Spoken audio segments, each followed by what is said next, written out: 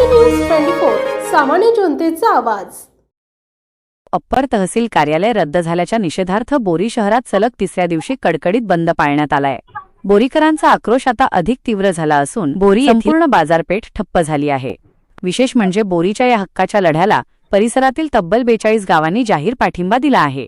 नागरिक, व्यापारी, शेतकरी आणि युवकांनी एकत्र येत शासनाच्या या निर्णयाविरोधात तीव्र संताप व्यक्त केलाय। माजी जिल्हा परिषद सदस्य अजय चौधरी यांच्या मार्गदर्शनाखाली हे आंदोलन सुरू आहे।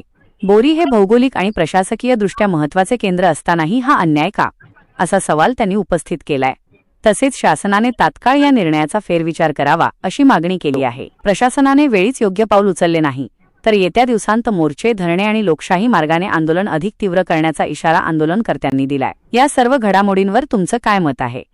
कमेंट करून नक्की सांगा। बोरी आणि परिसरातील अशाच ताज्या घडामोडींसाठी आमच्या चॅनलला आत्ताच लाईक आणि सबस्क्राइब करा।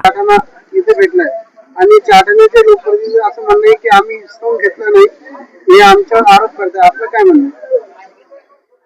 वास्तविक पाहता सध्या आणखी उपोषण चालूच केलेलं नाही। सध्या जे आहे ते सर्व गावकऱ्यांनी स्वयंस्फूर्तीने हे बोरीचं मंजूर झालेल्या अप्पर तहसील चारठाणा गेल्याच्या निषेधार्थ चारठाण्याला गेल्याबद्दल बोरीवासियांचा कुठलाच आक्षेप नाही।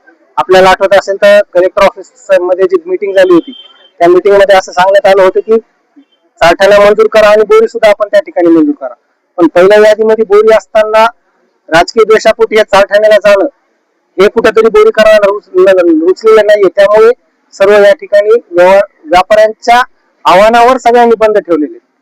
अप्पर तहसील कार्यालय आहे त्याची आपली मागणी होती की ते निषेध आपलं चाटण्यापेक्षा सरस ठरले असं बोलण्यात येत आहे, त्याच्यावर आपलं काय म्हणणं? निश्चित सरस आहेच, कारण 1992 पासूनची तालुक्याची मागणी बोरीवासियांची होती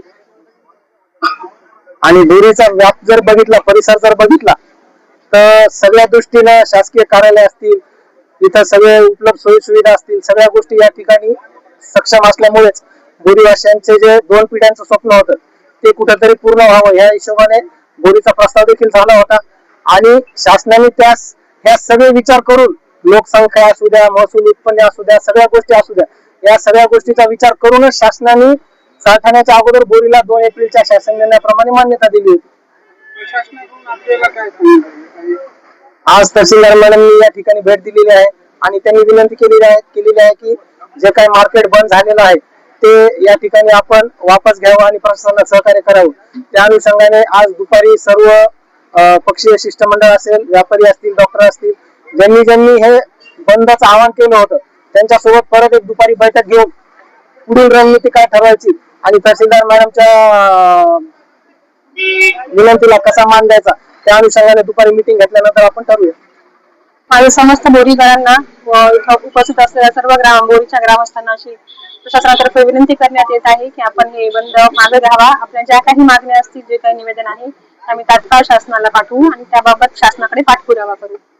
त्यांची अशी मागणी आहे की बोरी कार्यालय जे आहे, अप्पर कार्यालय, ते प्रस्तावित करण्यात यावं किंवा त्याच्याबद्दल शासनाकडे पाठपुरावा करण्यात यावा।